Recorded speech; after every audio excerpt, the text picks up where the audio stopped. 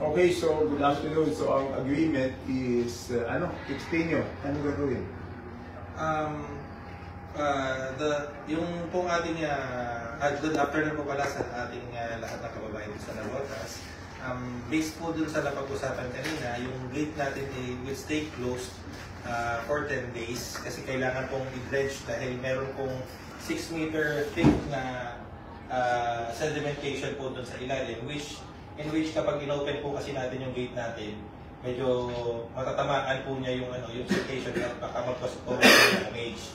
So, para po maiwasan yun, panatilihin po muna natin naka-close position yung ating gate, and then 6 days i-dredge yung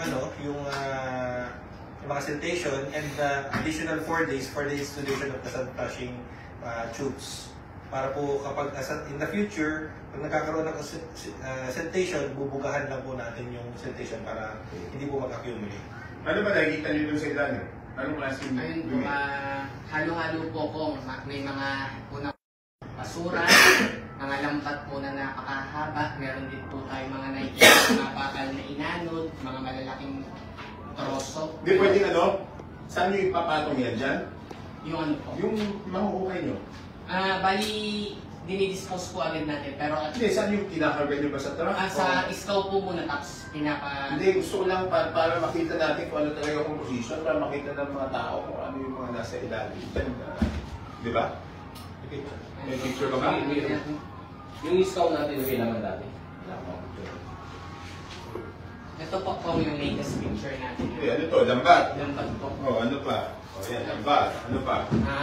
Maghanap pa po ako ng mga picture. Hindi nga dapat pakita mo yung mga picture. Sige po. Para makita natin na talagang yan, kailangan magtulungan tayo kasi kung hindi, magkakaproblema tayo dyan. So, 6 days. So, August, 6 days plus 4 days, August 19 ngayon, no? 29. So, 29. So, 30 ang bukas. Sige.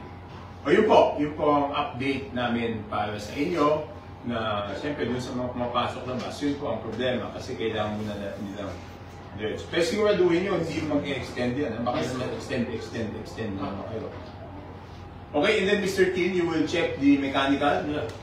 You will get from mechanical expert. Yeah, I will consult the mechanical expert. But when? Maybe today or tomorrow. Okay. And then you will send in the group? Are you included in the group? No. Why? I don't know people No, the group message in Viber, you're not included. I don't know that. Okay. So you just message us there. Okay. Okay, Mr. Kim? Yeah. Thank you. Sorry.